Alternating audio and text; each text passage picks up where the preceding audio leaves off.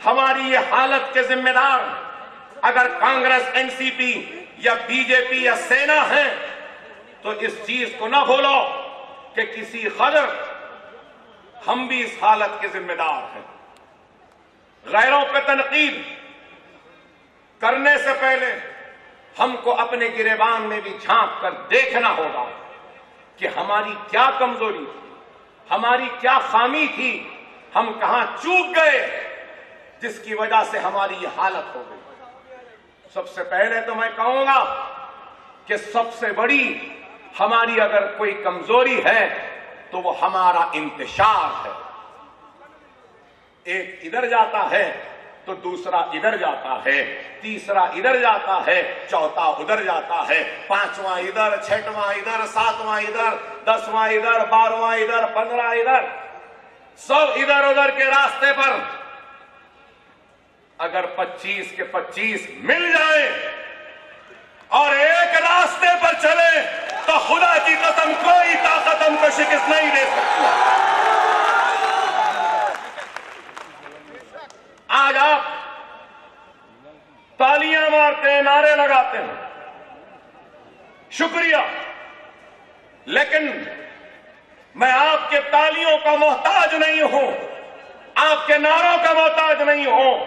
आज मुसलमानों को तालियों की जरूरत नहीं है, नारों की जरूरत नहीं है, जज्बाती तकारीर की जरूरत नहीं है। आज मुसलमानों को इत्तेहाद की जरूरत है और अमल की जरूरत है। अमल होना होगा। हमारे सफों में इंतशार है तो हमारे पास एक और कमजोरी है। बड़ी माफी के साथ कह रहा हूं, अकायद के झगड़े हैं, मसलक के झगड़े हैं, मकतब के झगड़े हैं। देवबंदी है तो कोई बरेलवी है। अरे याद रखो, जब दुश्मन का जर्ब लगता है और जब दुश्मन का हमला होता है तो वो ये नहीं देखता कि ये बरेलवी है या देवबंदी है, यही देखता है कि ये किसका नाम लेवा है। खुदारा खुदारा इस इख्तिलाफ को खत्म करो, इस झगड़े को खत्म करो।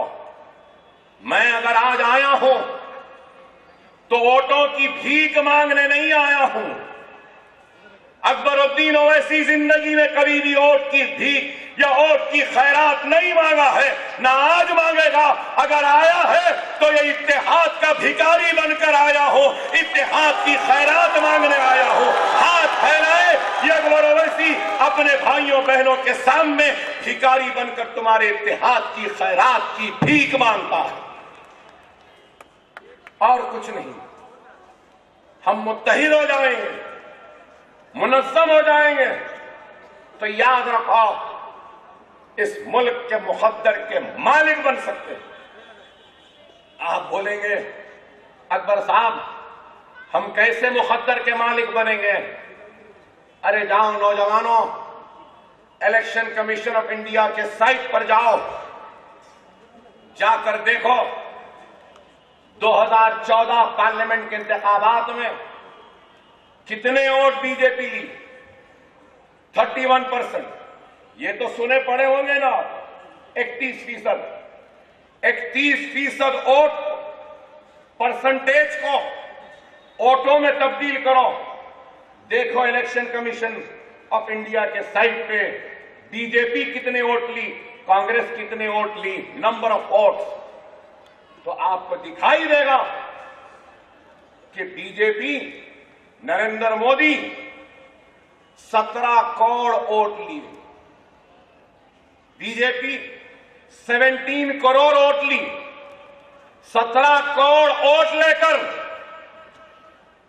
गुजरात को जलाने वाले मासूम गरीब हिंदुस्तानियों की इज्जतों इस्मतों को लुटता हुआ तमाशाई बनकर देखने वाले एहसान जाफरी को जिंदा जलता हुआ देखने वाले, नरोडा पार्टियों में हमारे कत्ल होता हुआ तमाशाई बनकर देखने वाले उस वक्त का चीफ मिनिस्टर वजीर आजम हिंदुस्तान बन जाता। 17 करोड़। मैं यहां खड़े मेरे भाइयों से पूछूंगा, हम इस मुल्क में कितने हैं? कितने हैं? जोर से बोलो, कितने? वो 17 करोड़ लेकर वजीर आजम हो सकता है और हम इतने करोड़ लेकर क्या अपनी आवाज को नहीं गुंजा सकते?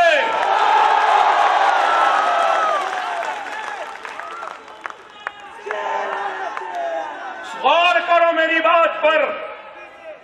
हम इतनी तादाद में हैं, लेकिन अफसोस महाराष्ट्र से एक भी हमारा रुकने पार्लियामेंट नहीं, कर्नाटक से नहीं, यूपी से नहीं। हमारी क्या आवाज है?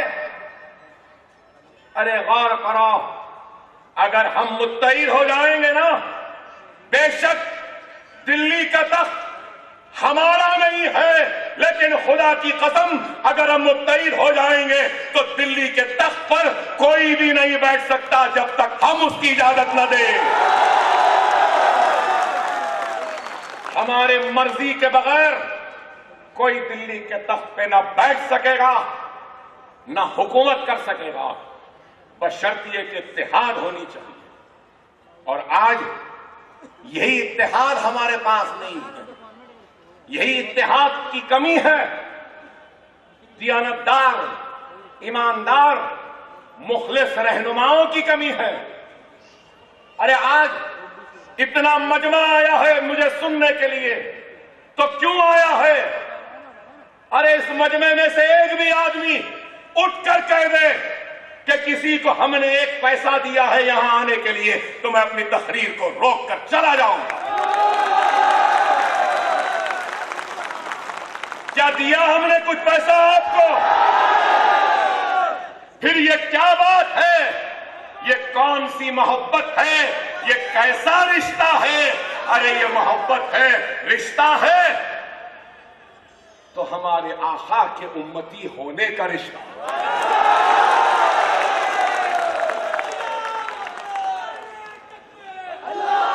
और हम यहां आए हैं, आप यहां मुझे सुनने आए हैं, तो क्यों आए हैं?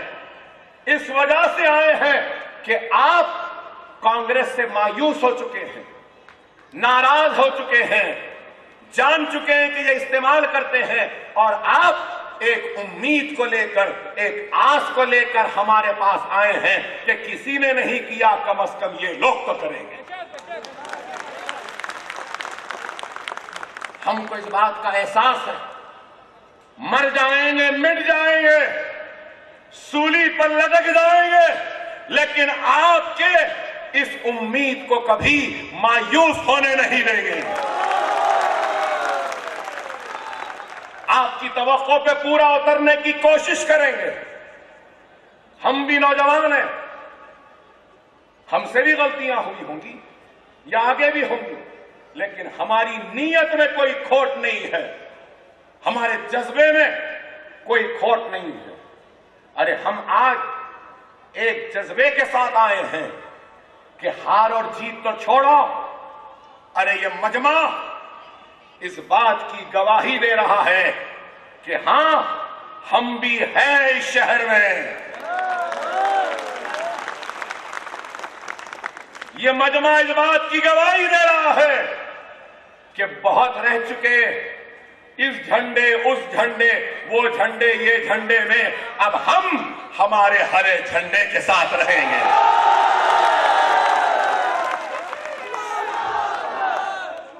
आज आपसे मैं यही कहूंगा कि खुदारा हालात को समझिए। क्या हालात है? मुंबई के तो छोड़िए, अगर हम यहां देखते हैं तो दिंडोशी में Tata institute of social sciences की स्टडीज की रिपोर्ट है कि 62.6% Muslim family below poverty line में रहती है। खर्जेजात बैंक से सिर्फ 6% मिलते मुसलमान। क्या आपको मिला? किसी को कर्ज मिला? अंबानी को मिलता है, अदानी को मिलता है, जीवीके को मिलता है, जीएमआर को मिलता है, जिंदल को मिलता है, सबको मिलता है। कर्ज नहीं मिलता तो बस हम गरीब मुसलमानों को। आप बताइए, graduation rate of Muslim students, मैंने मुंबई के बारे में, महाराष्ट्र के बारे में बताया, दिंदोशी में क्या है 1.40 ड्रॉप आउट्स। 100 बच्चे स्कूल को जाते हैं तो 86 बच्चे ड्रॉप आउट होते हैं दिंदोशी में। पूरे महाराष्ट्र में 55% है तो दिंदोशी में ड्रॉप आउट 86% है। सिचुएशन और भी तबाह बर्बाद है कि 47% of families in Dindoshi, a family of 5 members, एक घर में 5 है अगर, तो वो 5 दिंदोशी में 47% लोग एक कमरे में 5 लोग जिंदगी गुजारते हैं। ये रिपोर्ट है। क्या हमको घर नहीं, क्या हाउसिंग स्कीम में घर नहीं मिलना चाहिए? आप और करिए कि क्या हाल है। 30% दिंदोशी एरिया के मुसलमान, ये लोग मखरूस हैं, कर्ज में हैं। कोई बैंक के कर्ज में नहीं है, छोटे छोटे साहूकारों के पास, वहां से कर्ज लेकर 30% के कर्ज में मखरूस है। दिंदोशी में, यहां पठानवाड़ी और संजय नगर में 30% मुसलमान ऐसे हैं जिनका बैंक अकाउंट भी नहीं है। क्या सही है या गलत? इसमें बहुत से लोग होंगे जिनका बैंक अकाउंट भी नहीं है। अरे आप बताइए।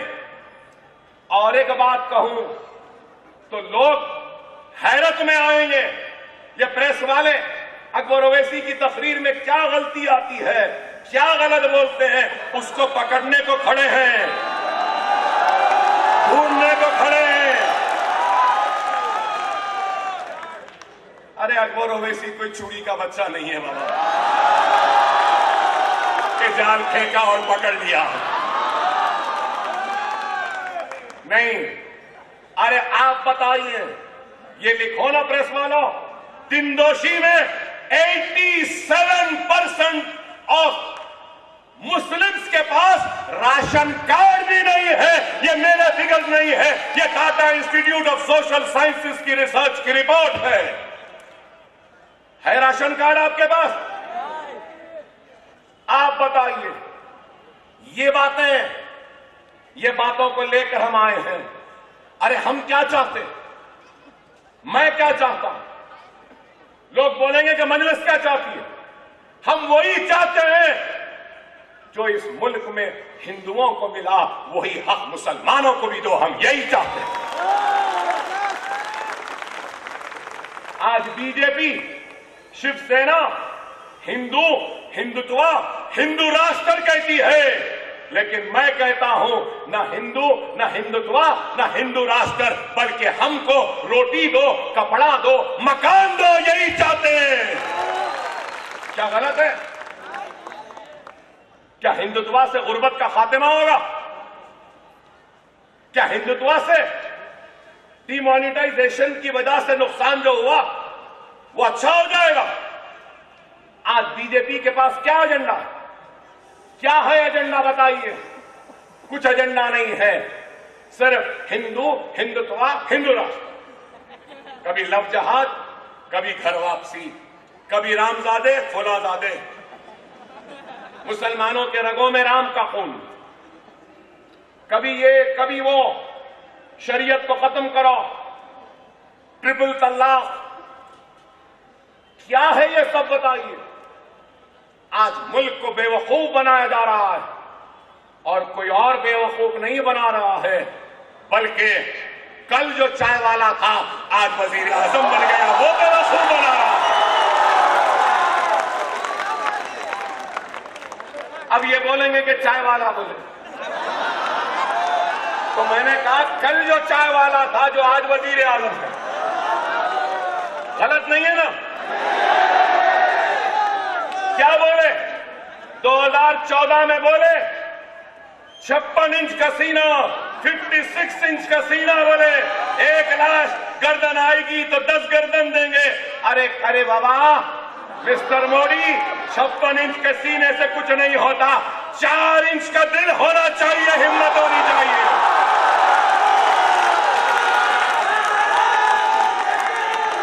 पाकिस्तान हमारे बहादुर सिपाहियों की जाने ले रहा है और हमारा वजीर आजम नवाज शरीफ से गले मिल रहा है, साड़ियां दे रहा है, उनके घर की शादी में शिरकत कर रहे हैं। वाह! फिर हमसे वफादारी का सर्टिफिकेट, कहते हैं beef ban, beef ban, beef ban, beef को बैन कर दी। कितने करोड़ों की इंडस्ट्री रुक गई, लोग बेरोजगार हो गए। नहीं, इनको गौ माता से मोहब्बत है, हर एक को है। हम किसी मजहब पे तनकीद नहीं करेंगे, ठीक है, आपका मजहब मुबारक, आपका अकीदा मुबारक, गौ माता है आपकी मुबारक, लेकिन मैं ये पूछना चाहता हूं, मेरा शिकवा, मेरी शिकायत, मेरा गुस्सा ये है कि तुमने अखलाक को क्यों मारा? मैं पूछना चाहता हूं, क्या यह गुनाह है कि अखलाक को इसलिए मारा कि उसके घर में बीफ था? क्या तुमने जाहिद और नुमान को इसलिए मारा क्या उनके पास बीफ निकला? हरियाणा में 2 बच्चियों को रेप किया और उनको मारा इस वास्ते कि वो बिरयानी जो बेचते थे उसमें बीफ था। तुमने दलितों को मारा, गोबर खिलाया, पीटा, मुसलमानों को गोबर खिलाए। अरे मैं पूछना चाहता हूं, तुम हिंदुस्तान में बीफ नहीं खाना बोल रहे, महाराष्ट्र में नहीं खाना बोल रहे, लेकिन मिस्टर मोदी 24 लाख, सुनो प्रेस वालों, 24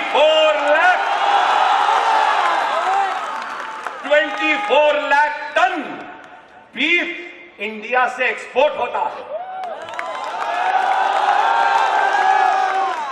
हिंदुस्तानी महाराष्ट्रन बीफ नहीं खाएगा, मगर मिस्टर मोदी दुनिया को खिलाएंगे।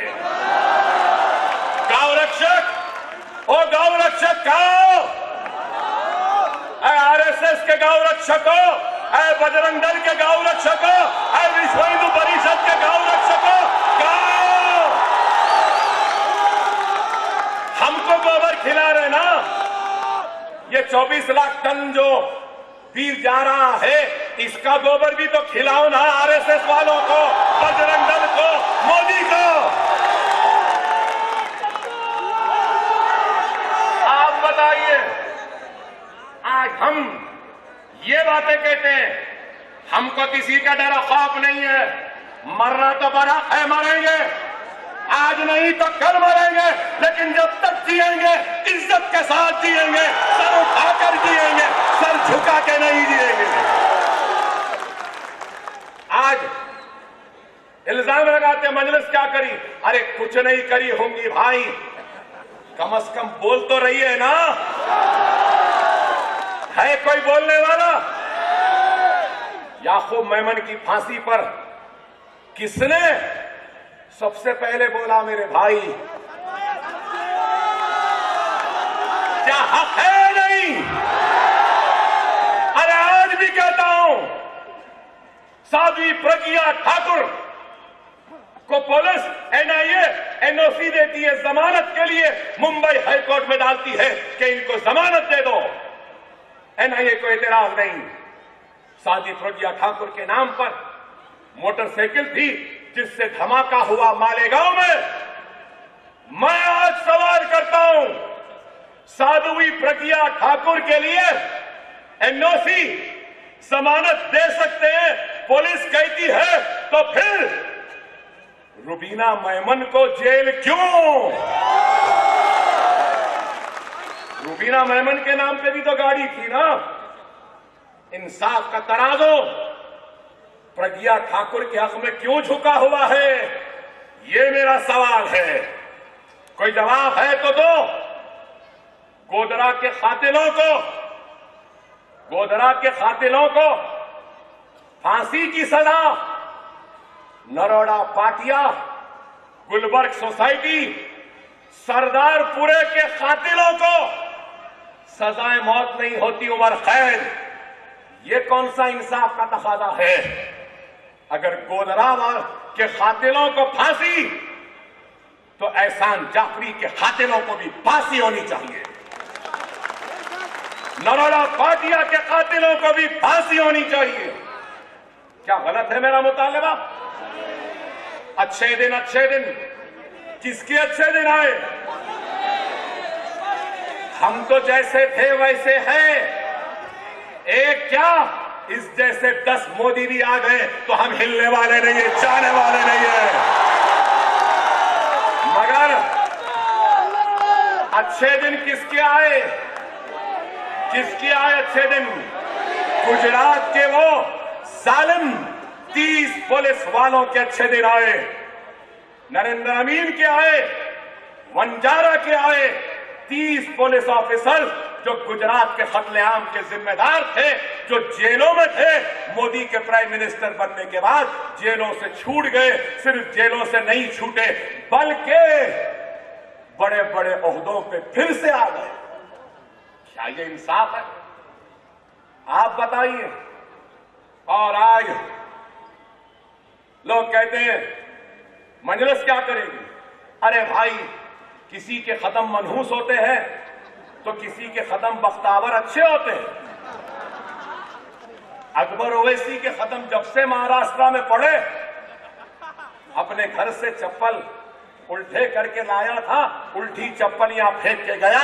जब से आया हूं, ठाकरे और बीजेपी लड़ रहे हैं।